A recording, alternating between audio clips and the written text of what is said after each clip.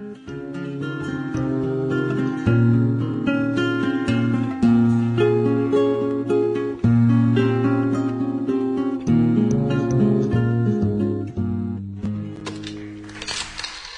hacen pensar, nos provocan y nos emocionan. Los artistas. Con ustedes, los artistas. Los artistas. Seguimos aquí en Buenas tardes Uruguay, estamos escuchando a Rubén Olivera. Hoy se realizó además el velatorio en la universidad, por lo menos la parte pública, no la parte privada, de Luis Arigón, hallazgo más reciente dentro de un predio militar, de los 7 creo yo, que se han encontrado. Se le puso nombre a esos restos que durante un tiempo largo fueron restos, primero no fueron nada, y antes fueron una persona. Estamos recibiendo, y coincidió tremendamente con esta fecha, al escritor Fernando Butazzoni, autor de, entre otros libros, tal vez el más reciente, Tierra Mínima, que parte de el trabajo de los antropólogos a partir de un hallazgo. Bienvenido, Fernando. ¿Cómo anda, Fernando? Hola, buenas tardes. Encantado de estar aquí con ustedes, a quienes quiero mucho. Y bueno, y un saludo a toda la audiencia. Qué coincidencia esta. ¿Cuál? La de que cayó tu libro en un momento, sí, ¿no? Sí. Aunque viene pasando. Sí, pero fue realmente una coincidencia, porque además el libro se iba a presentar, se iba a imprimir en una fecha, después se postergó por razones que no tenían nada que ver con el libro, y terminó presentándose prácticamente en el momento, en los momentos en los que se descubrían los restos de quien después resultó ser Arigón, ¿no? E incluso también se dio con el nombre de Amelia Sanjurjo. Exactamente. Pero no, tu libro no abordas estos, no, sino el hallazgo de quién. Yo me centré en el hallazgo de los restos de Bleyer, de Eduardo Bleyer. Me parecía que era un tema importante, que era un tema que había sido, no el hallazgo, sino el trabajo para el hallazgo, ¿no? Que era un tema que había sido poco abordado, que era poco conocido. Los antropólogos eran anónimos totalmente, nadie sabía quiénes eran, nadie sabía lo que hacían, además. Nadie sabe lo que hace, y para todo el mundo se generan urgencias. Exactamente. Cuando no se sabe cuál es la metodología de trabajo. Exactamente. Entonces me pareció que lo más interesante era abordar el trabajo de ellos y abordarlo a través de un ejemplo concreto. Bueno, un hallazgo. El más reciente que teníamos, o que yo tenía cuando decidí empezar este trabajo hace, 3 años, era el de Bleyer. Entonces llamé a Alicia Luciardo, la directora del GIAF, o la coordinadora del GIAF, a quien, por esas vueltas de la vida, yo conocía desde hacía 30 años, y le planteé la idea. Le digo, mira, me gustaría escribir una historia detallada del trabajo que hacen ustedes a través de un ejemplo concreto, que es el hallazgo de los restos de Bleyer, porque es el más reciente, que tiene todo más fresco, el que hay más documentación y todo. Y bueno, y empezamos a trabajar. Yo tenía una idea al principio de cómo hacer el trabajo, después la vida y las personas, ellos me fueron llevando por otros caminos y terminó siendo otro libro, ¿no? Pero me pareció realmente una experiencia, a mí me resultó una experiencia muy enriquecedora, porque conocí además, por ejemplo, que esta gente trabaja los 365 días del año, ¿no? Cuando la gente cree que trabajan solo cuando hay un hallazgo. Bueno, no, el hallazgo es el resultado de un trabajo sistemático, cotidiano, con días de sol, de lluvia, en invierno, en verano, los fines de semana, estudiando, investigando. Y con tan poco éxito, entre comillas, quiero decir, en cuanto a la cantidad de horas, claro, trabajo y resultados aparecidos en claro, caso. Ese es un tema muy interesante, el tema del éxito o el fracaso. Yo se lo pregunté a Alicia, específicamente eso, y me dijo, bueno, si tardar 7 años en encontrar a alguien que a tu padre, ¿te parece demasiado? Yo creo que a los hijos no les parece demasiado. 7, 70, no importa. Ellos tienen otra concepción acerca del tiempo, del trabajo que insume y de las dificultades, ¿no? Porque en realidad ellos están trabajando a ciegas. Ninguna información les ha servido para encontrar restos. Entonces se trata de ir trinchera por trinchera, agujero por agujero, uno al lado del otro, no dejar ni un centímetro libre,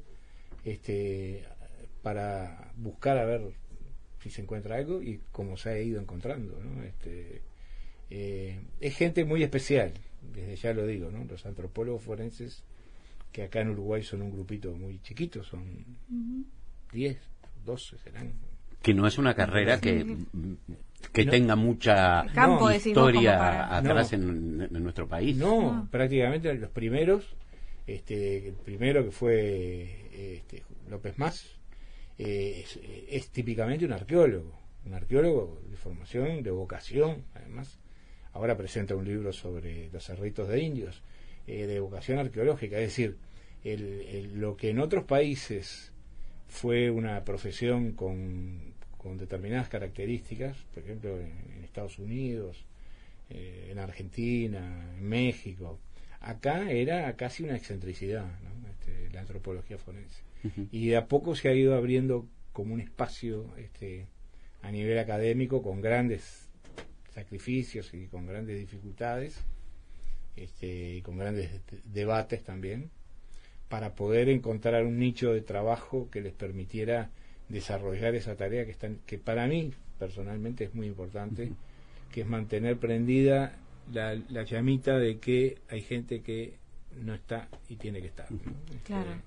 Y eso creo que el solo hecho de que ellos estén buscando ya significa algo muy importante. ¿Sabes que hace tiempo había visto una película, ¿no?, de ficción absoluta, donde había un policía nuevo y el policía viejo? Cuando entran a la escena del crimen, el policía viejo le dice: vos imaginate que no estamos entrando vos y yo acá. Estamos entrando vos, yo, el abogado de la defensa, el abogado y los 12 miembros del jurado. Cambia la perspectiva de cuando uno entra a un lugar así. Porque hay gente que está pero no está ahí. Totalmente. Pasa de alguna manera, cuando se encuentra o se detecta el hallazgo, cambia todo lo que la forma de trabajar, la forma de estar en un lugar, porque no están solo los arqueólogos o los antropólogos. Claro.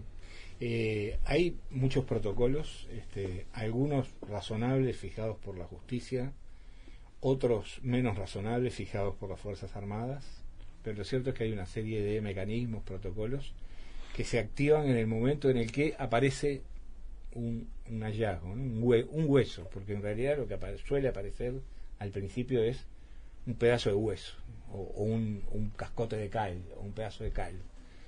Y a partir de ahí cambia todo, como vos decís, es decir, todo debe hacerse según determinadas normas, respetando determinados mecanismos, documentando absolutamente todo, con fotografías, con videos, con dibujos, con planos, con aparatos GPS, satélite, para que no haya ningún tipo de, ¿cómo decirlo?, de brecha entre lo que ellos encuentran y lo que después va a ir a la justicia como prueba de un crimen, porque en definitiva lo que ellos descubren es la escena del crimen. Claro. Ni siquiera saben qué crimen, porque el crimen puede ser un homicidio, puede ser un enterramiento ilegal, pueden ser las dos cosas. No saben de qué se trata.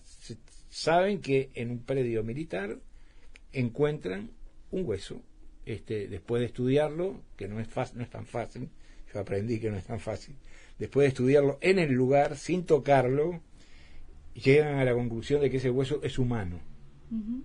Porque también ocurre que hay huesos animales. Claro. Y claro. huesos de animales que son, digamos, bastante parecidos a los O de huesos. dimensiones. Exacto. Claro, tras esa cal hay que descubrir qué es. Hay que descubrir sin alterar en absoluto la escena. Es decir, trabajan con una precisión de relojero, con pequeñísimas estequitas de madera, con pincelitos, y al final logran llegar a una conclusión, arriban a un diagnóstico. Bueno, estos huesos son humanos, tienen interés forense, y por lo tanto hay que activar los mecanismos legales y llamar, bueno, al juez, al fiscal, a las autoridades correspondientes, ¿no? Policía de la científica.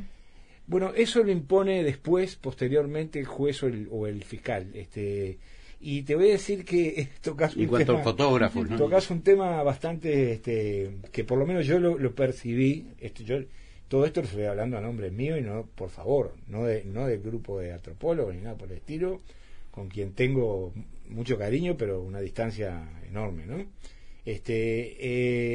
Es un tema que ha generado rispideces, la presencia de la policía científica. ¿Por qué? Porque de acuerdo a la norma y a la costumbre, los que levantan los cadáveres son los forenses con policía científica. Pero es muy distinto levantar un cadáver a claro, desenterrar un hueso, un esqueleto, claro, que tiene de repente 50 años ahí, ¿no? Entonces ha habido en algunos casos, bueno, ha habido errores tirantes cometidos por funcionarios forenses, y finalmente se determinó que solo los peritos antropólogos pudieran manipular esas escenas, ¿no? Para lograr hacer un trabajo científicamente inobjetable. Ahí está. ¿Cómo es el perfil de un antropólogo? Vos que hablabas del tiempo también, ¿no? Te voy a contar una breve anécdota que creo que los pinta de cuerpo entero. El primer día que yo hablé del tema para escribir el libro fue con Alicia Luciardo, como te dije, que es una mujer que hizo su maestría en Estados Unidos, que se dedicó, como ella a mí me ha contado, durante años a hacer el trabajo sucio de los antropólogos forenses, que era descarnar huesos, hervir cabezas para sacar todo lo que no fuera hueso, en fin, todo lo feo, ¿no? Sí. Es una mujer súper baqueteada en ese ámbito. Le planteé, me dice, me parece excelente la idea, y le digo, bueno, entonces vos contame algo de vos, ¿por qué te dedicaste a esto? Y dice, yo le tengo terror a la muerte. Fue lo primero que me dijo. Entonces, es gente que todo el tiempo le expresa la contradicción permanente en la que viven, de la ansiedad y la alegría cuando encuentran algo, claro, y la tristeza y el dolor cuando lo encuentran. Claro. Es decir, encontrar un cuerpo para ellos es un éxito científico, claro, es un éxito personal, es una retribución a la sociedad de un trabajo que les encargaron, claro, y a su vez es la comprobación más terrible de lo que pasó en el Uruguay, cuando ellos, algunos ni habían nacido, es decir, seguro, eran gente, seguro. Entonces el antropólogo forense, yo creo que es una persona con mucha sensibilidad y a su vez con mucha, ¿cómo decirlo?, con mucha habilidad como para bordar, porque también cuando hay un hallazgo se empiezan a elaborar teorías de cómo está el cuerpo, dónde está, en qué dirección, para dónde tiene que cavar, cómo tiene que cavar para evitar dañar la escena. Es decir, hay todo un trabajo. Es como pilotear lo técnico y lo humano, ¿no? Esa línea ahí delgada entre me paso por el otro lado con los sentimientos de un ser humano, sí, claro, y doy un veredicto técnico o informo, ¿no? Y después tenés la otra parte, que es todo el trabajo de limpieza de esos huesos, de armado del esqueleto, de identificación de esos restos, y después hablar con la familia. recibirlos en una mesa como esta, una mesa grande de 2,5 por 1, donde está tendido el esqueleto, recibir a la familia ¿Eso se hace, mirá? Sí, en esa habitación, y decirle, bueno, acá está. Le corresponde al... Y eso lo suelen hacer los antropólogos, uno o dos de los antropólogos forenses, ¿no? Antes de que se haga, de que aparezca un nombre, de que coincida el ADN, que se pueda sacar con alguien registrado, algún pariente que haya dado su ADN, porque obviamente esta tecnología apareció mucho después de la dictadura, antes incluso de que aparezca, que tenga nombre en esos restos, los saludan cuando se van y cuando llegan. Hay un respeto por esa persona que dejó de ser y ahora está empezando a ser. Se establece como una relación que es difícil de escribir. Para mí fue muy difícil de escribir y muy difícil de que sonara creíble, ¿no? De que tuviera verosimilitud. Pero ese es una costumbre que cuando están los restos se trasladan del lugar donde fueron hallados al laboratorio del GIAF, del grupo de antropólogos, donde permanecen una cantidad de días mientras son catalogados, limpiados, estudiados, etcétera, ¿no? Y en esos días está en un laboratorio que está cerrado con 4 llaves.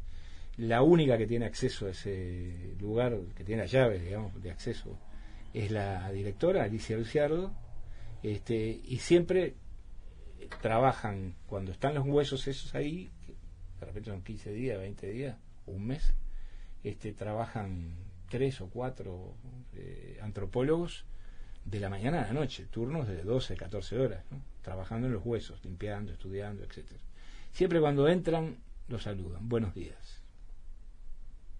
Y cuando se van, se despiden. Buenas noches. Es una práctica con incluso la gente que trabaja en las funerarias y que tienen que preparar los cuerpos. Muchos dicen, nuestra obligación es tratarlo como si fuésemos nosotros o si fuese nuestro... Y incluso he visto algunos realities en los cuales, sobre todo en Estados Unidos, ¿no?, que hacen varios de estos, ponele si en el procedimiento se le resbala el cuerpo, que ellos hasta le piden disculpas, porque se pone en el lugar de me gustaría que, ¿no?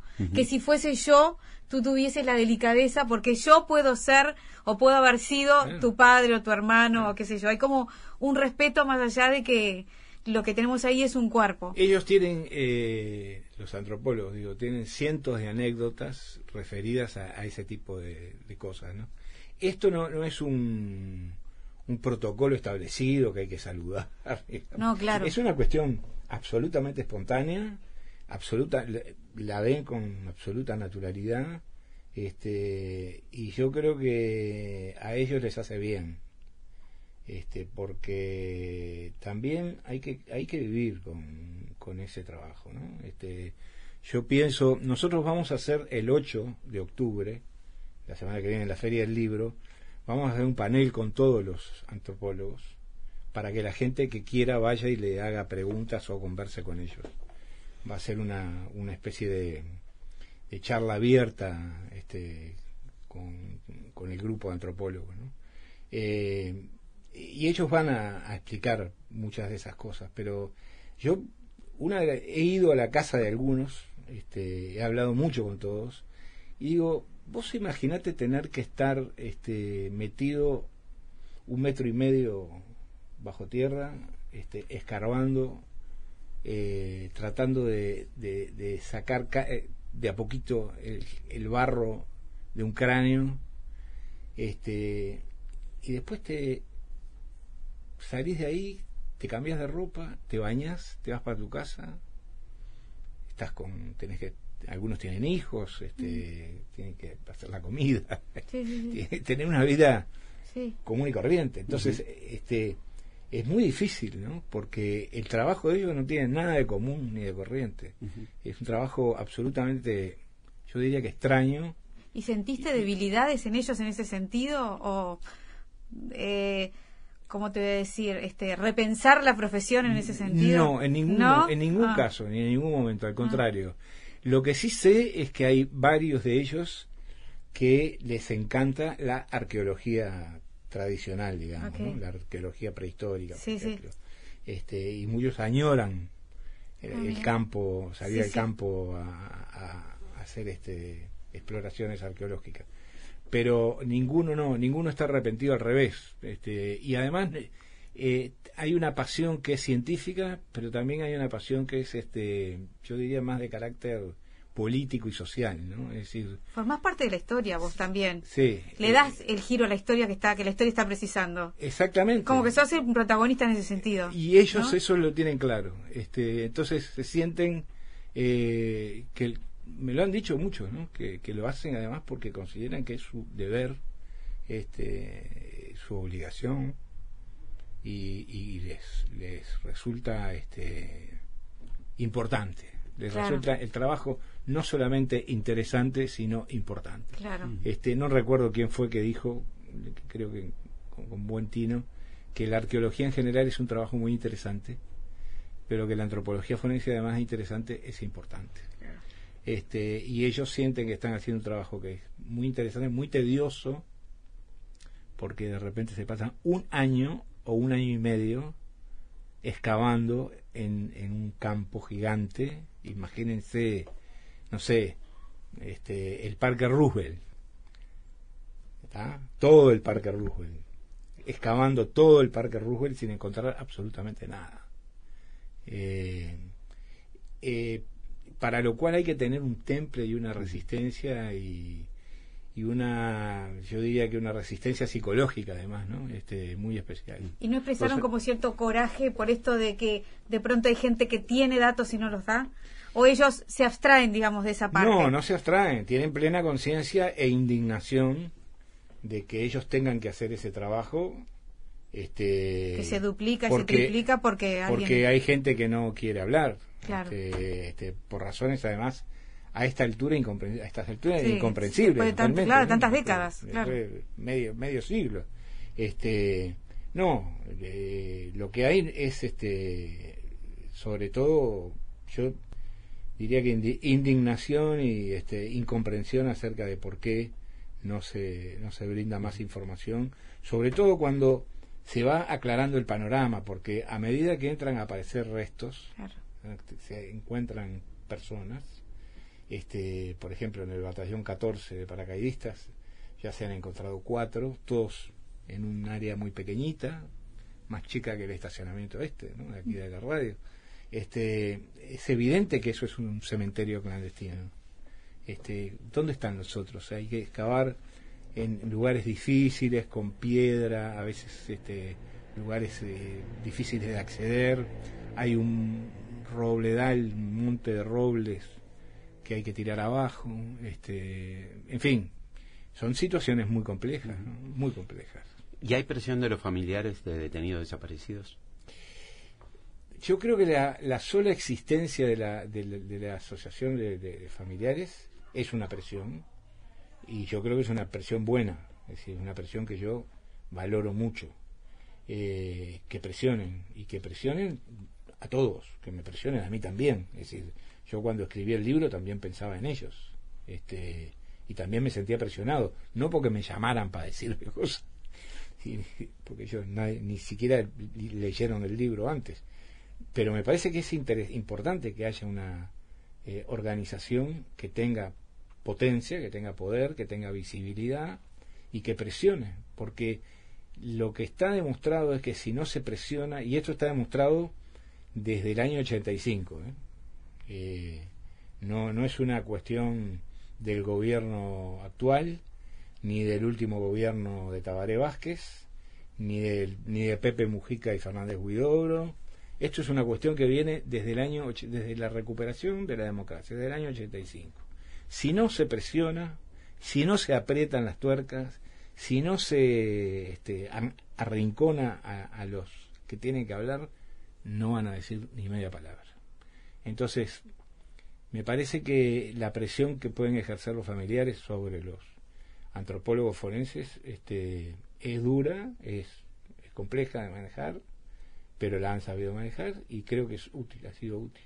Cuando vos hablaste al principio, Fernando, de que tenías como digamos, como querías seguir un camino con tu libro y te cambió, ¿qué era lo que querías a priori? ¿Hacia dónde ibas? Yo a priori quería escribir la crónica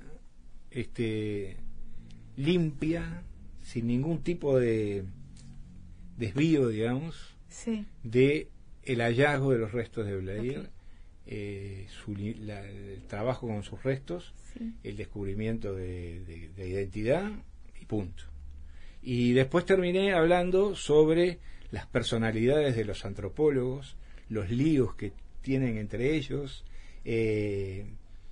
la actuación del fiscal de lesa humanidad, de Ricardo Percivale, la actuación de la jueza, por ejemplo. Fui hablando con todos ellos, descubriendo gente maravillosa, sencilla y a la vez compleja y llena de interés y llena de entusiasmo, y gente que carga sobre sus hombros responsabilidades. Yo, el día que fui a hablar con la jueza, una jueza penal, que me atendió muy amablemente en su despacho, yo pensaba, esta mujer debe tener sobre sus hombros 5 o 6 sentencias para dictar, de mandar gente 10, 15, 20 años preso, y aparta 1 hora de su día para hablar conmigo de esto.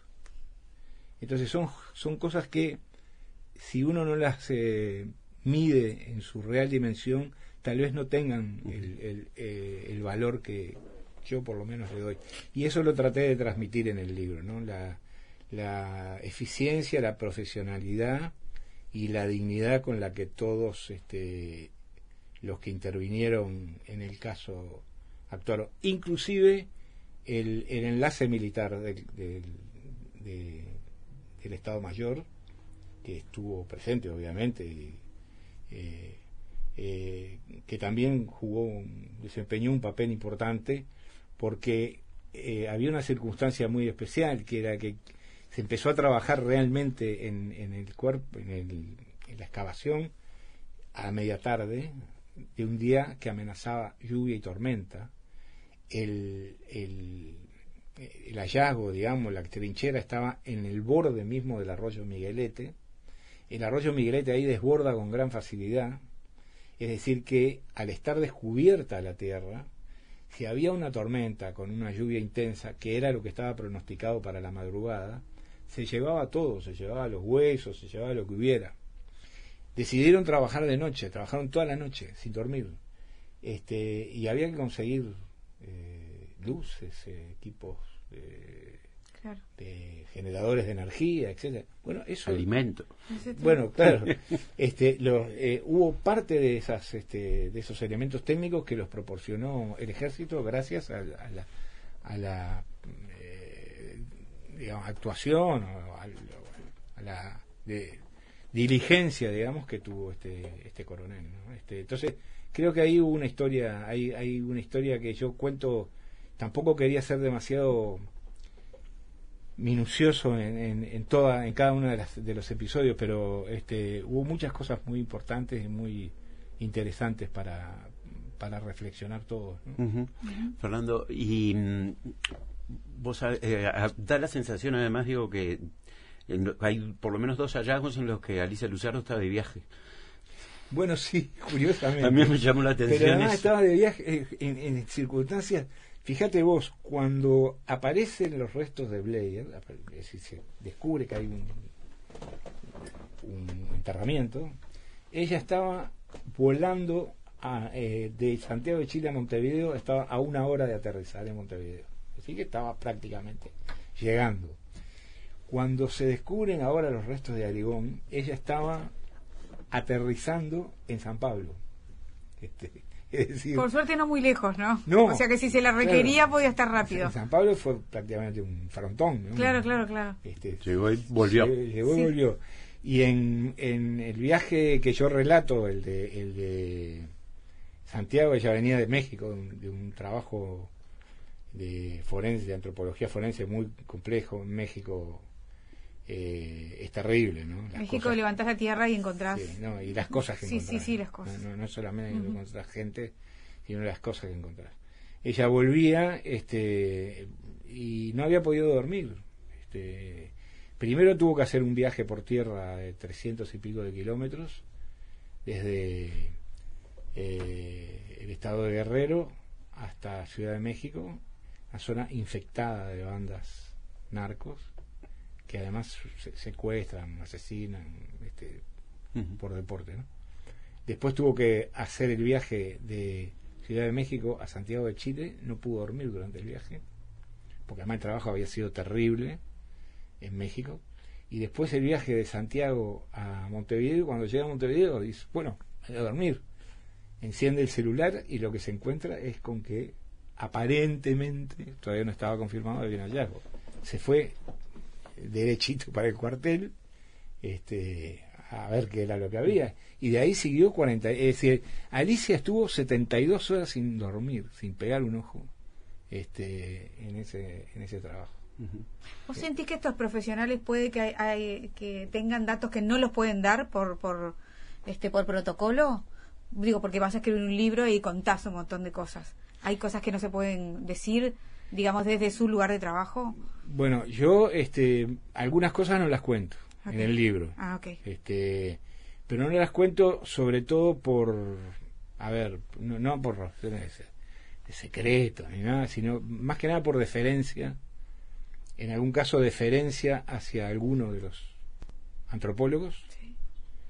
En otro caso en deferencia hacia los familiares de la víctima, cosas que se encontraron, y en un caso muy específico hay cosas que no cuento porque quien me las contó, que era una abogada que trabajaba con el grupo, Cecilia Blanco, falleció en el medio del proceso, antes de que se publicara el libro, y no me pareció razonable incluirlas, ¿no?